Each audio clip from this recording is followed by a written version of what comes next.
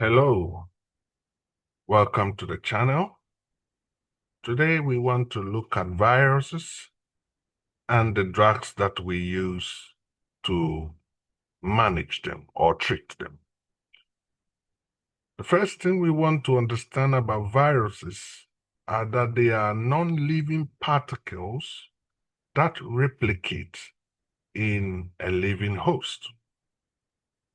In other words, outside of a living host, viruses are not able to reproduce or replicate. Now, for a virus to replicate, it usually goes through a six-step process. A six-step process that I have called APUSA, just to help me remember and appreciate. So a six-step process. We can see these steps includes the virus first attaching itself to the host cell. So this is an example of a virus. This is the influenza virus. It must first attach itself to the host cell, and this is the host cell. That attachment is also referred to as adsorption. So the first thing the virus must do is adsorb itself or attach itself to the host cell. The second is it must enter, so that becomes penetration. The virus must enter into the host cell. So in our picture, it penetrates the host cell and enters the host cell. So now it is in the host cell. The next thing is that the virus must remove its coat so that it can release its nucleic acid. That is called uncoating because it's removing the coat. So it's uncoating.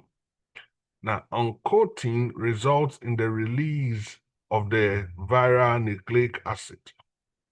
This nucleic acid must take over the host nucleus so that it can synthesize.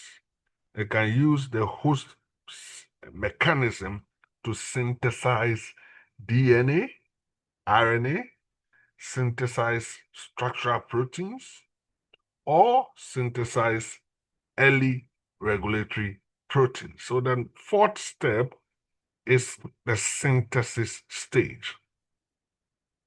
After the synthesis, viral particles or proteins or molecules have been formed. These must be assembled. And so the next step is assembling. These must be assembled. So assembling. Now, once they are assembled, then they become the mature virus or the viral particle, and therefore they can be released. So the final stage is the release stage, getting out of the host cell. So attachment, penetration, uncoating, synthesis, assembling, and release is what I call the APUSA process. The the six-step process by which most viruses replicate. Shown another way, this is the viral replication steps. Step 1, attachment. Step 2, penetration. Step 3, uncoating. Step 4, synthesis. Step 5, assembling. And step 6, release, what I am calling APUSA. So we can see the same thing in this picture. The virus attaching the host, penetrating into the host cell, uncoating inside the host cell, taking over the host cell's nucleic acid, synthesizing or nucleic structure, nucleus, synthesizing through the host cell, then assembling into viral particles, and final release from the host cell. Sometimes the release leads to the death of the host cell, other times it does not. So it is these steps that we target with our drugs in trying to deal with virus. So all of the drugs that we have, that we use for viral management or treatment target one of these steps.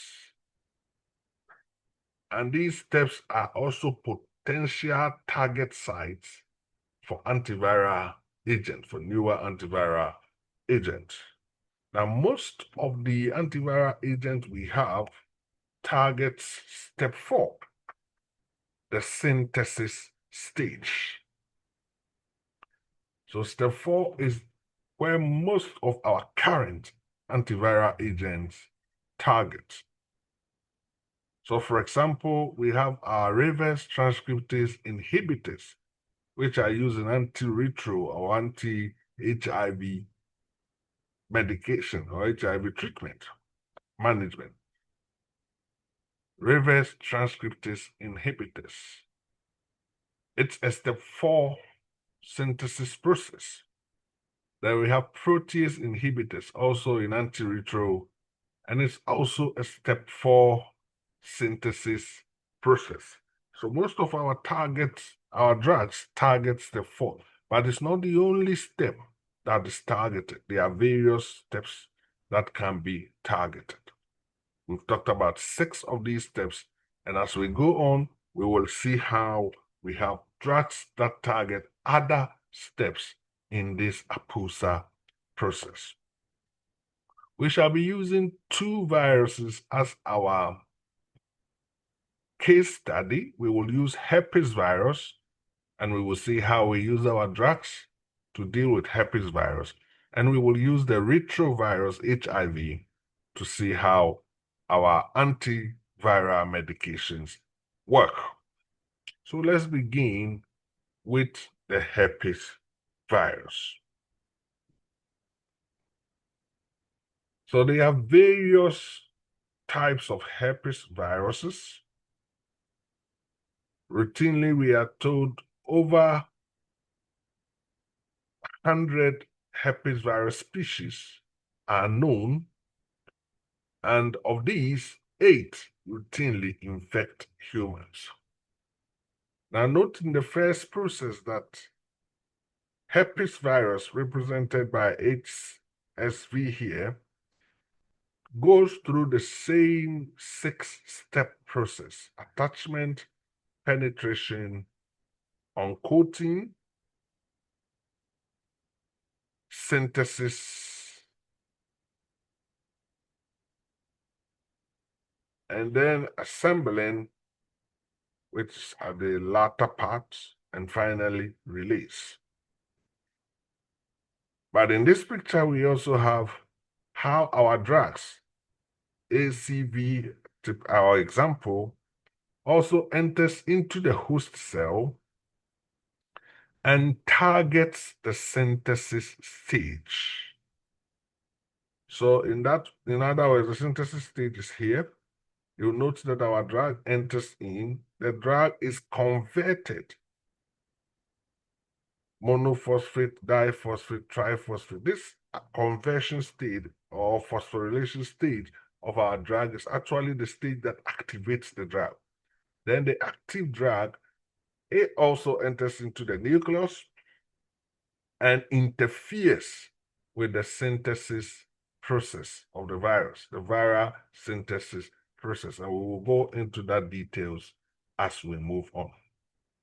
So, of the 8 herpes viruses that routinely infect man, they've been subclassified into 3 subfamilies: the alpha herpes viruses, the beta herpes viruses, and the gamma herpes viruses.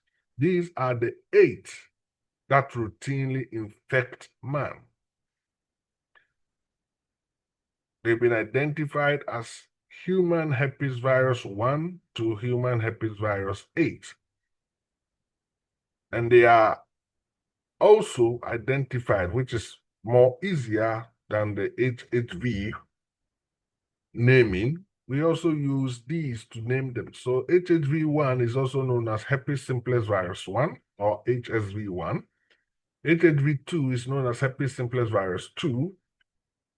HHV3 is varicella zoster virus, VZV. Epstein-Barr virus is 4. Cytomegalovirus is 5. Human herpes virus is 6. And the human herpes virus 7 is 7.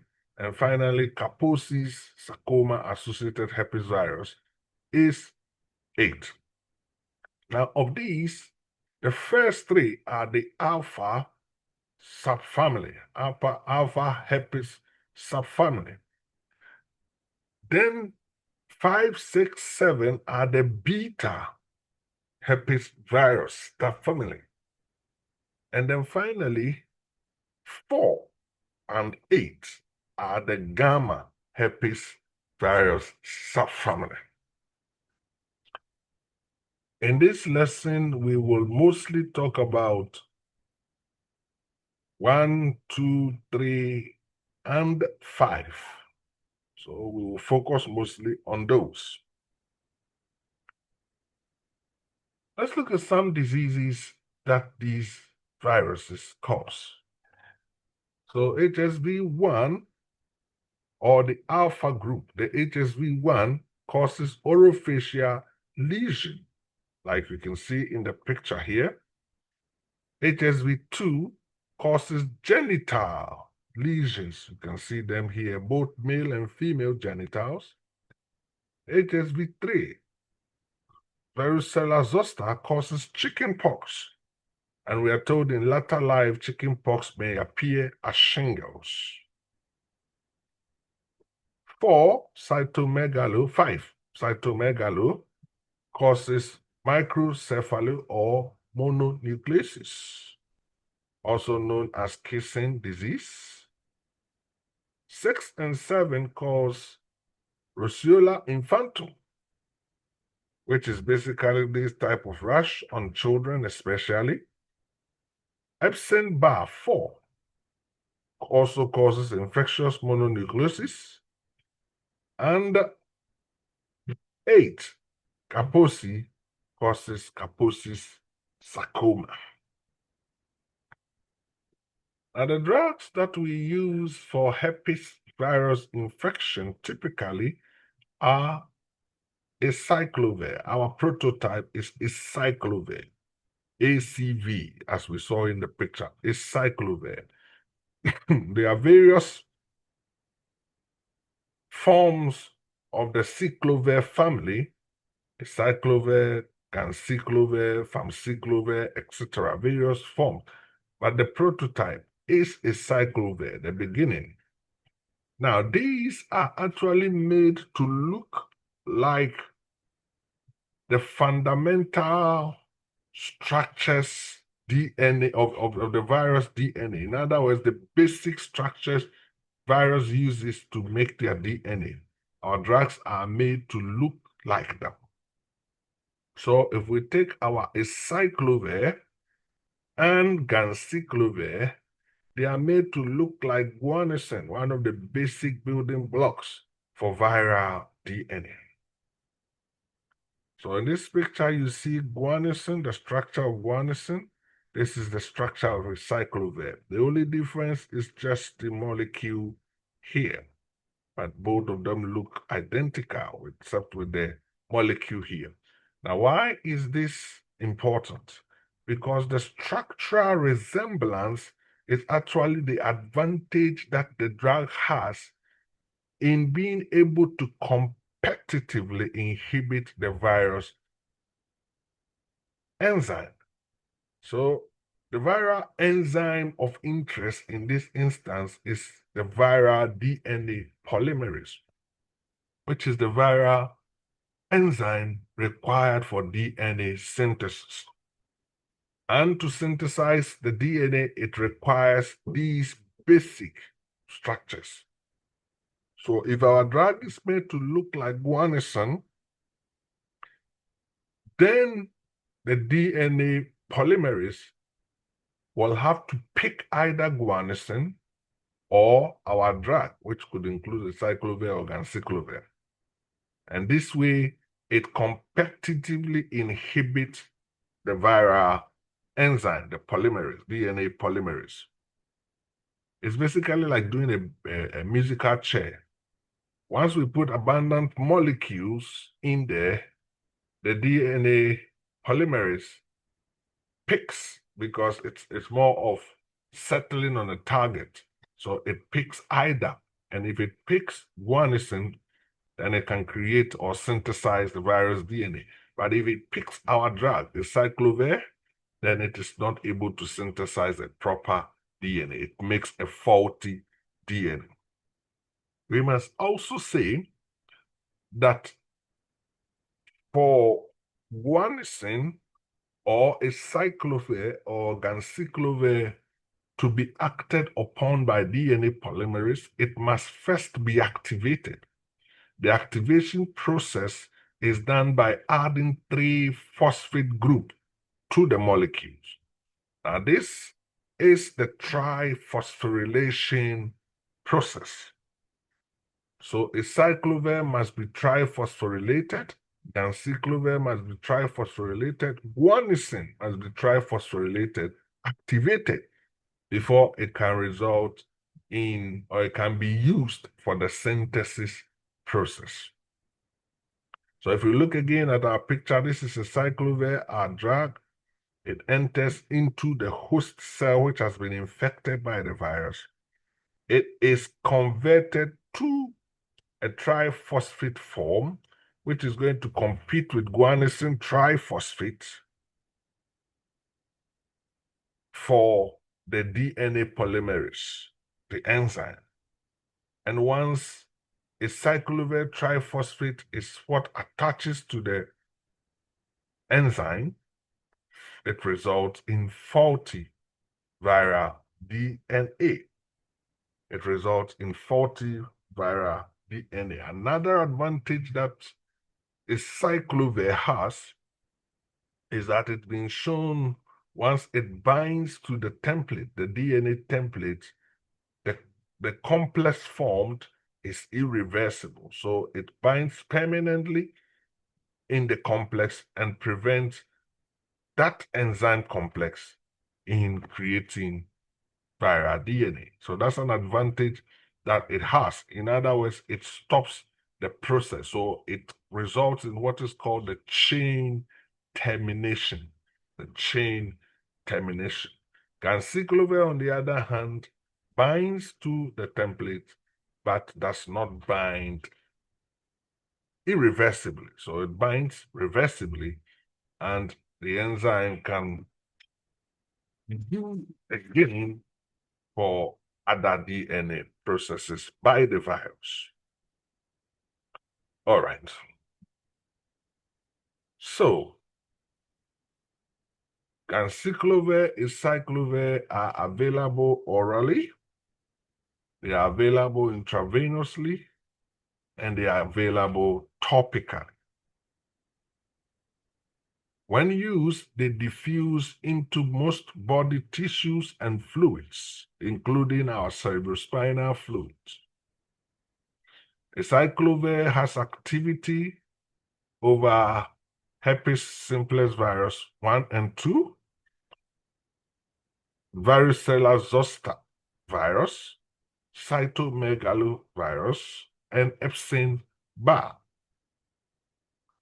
But it's been noted that Ganciclovir, which has coverage over all these viruses as well, has a more up to 100 times more activity over cytomegalovirus compared to Acyclovir. And this is the only area where CMV, cytomegalovirus, is the only virus where Ganciclovir has a higher potential or a higher activity against that virus than Acyclovir. In other words, if we have to treat HSV or VZV or Epstein-Barr, now we should say that for Epstein-Barr, most of our antiviral therapy are really not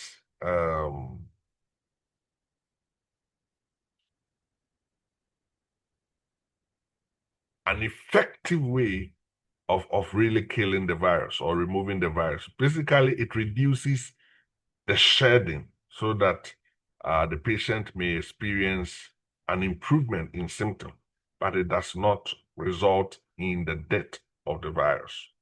Now, that was just by the way. The point I'm making here is if we have HSV infection, VZV infection, Epstein-Barr infection, we will choose Acyclovir over Ganciclovir.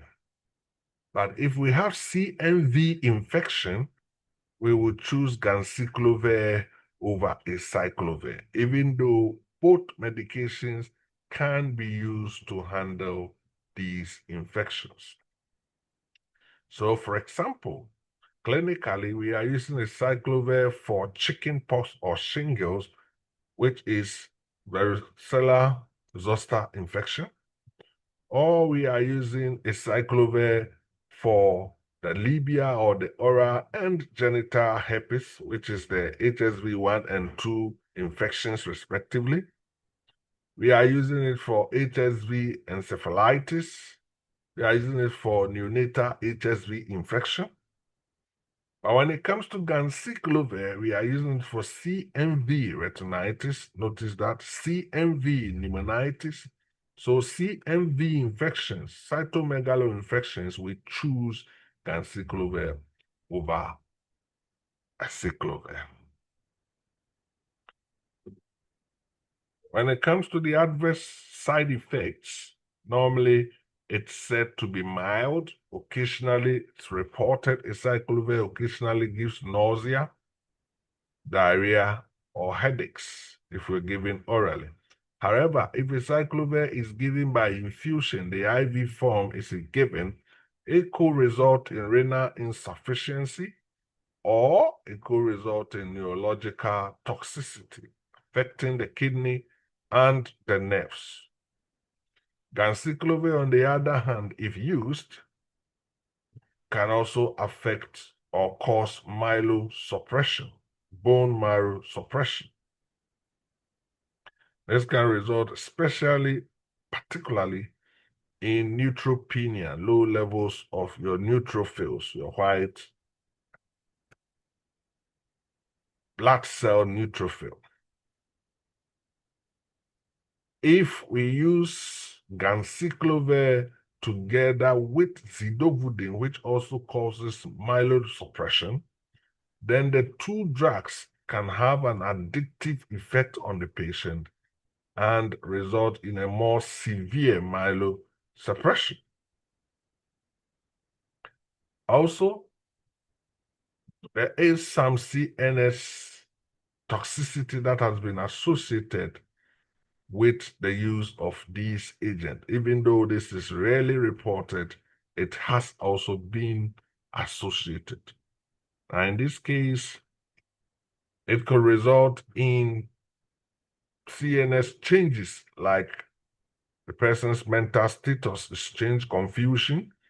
It can also result in seizures. But this is a rare case, or it's rarely reported. Now, that is one class of drug that we use for herpes, the anti-herpes agent. Another class, which is mostly generic in the terms of it has coverage over various viruses, is Foscanet. Now, note that herpes virus usually we are dealing with the DNA polymerase.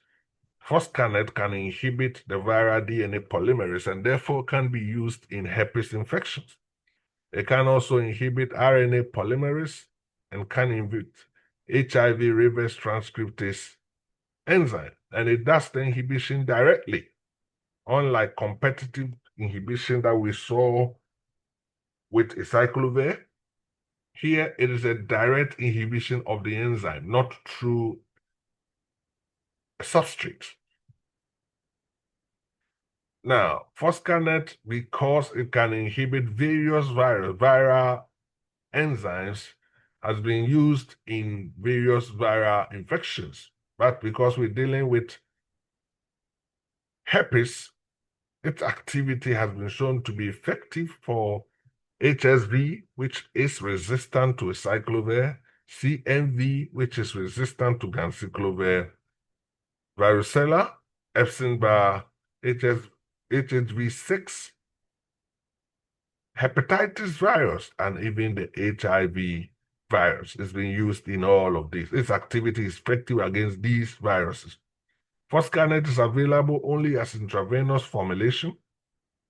Once given IV, it concentrates well in the CSF, the cerebrospinal fluids. It's been known that it can reach, steady state concentrations of about 2/3 of the concentration that has been given or used. And so that is a good distribution if you look at it. It is eliminated by the kidney, and when you give Foscanet, the initial elimination has been shown to be about 4 to 8 hours. But after a few, it converts from 4 to 8 hours to about 3 to 4 days half-life if you use it and the patient you are using it in has a normal renal function, not a compromised renal function. Where are we using Foscanet? Just like we've mentioned, its activity being effective against these viruses. We are using them in CMV infections like retinitis, esophagitis, colitis. And also we are using it in Acyclovir infections, which HSV infections, which have been shown to be resistant to Acyclovir. It has a more pronounced type of side effect compared to the Acyclovir, and that's why Acyclovir is chosen over it. Foscanet is also something that must be used in the hospital because of the IV administration. It's been shown to cause damages or renal problems, can cause renal diabetes, can be shown to cause anemia, phlebitis, renal insufficiency.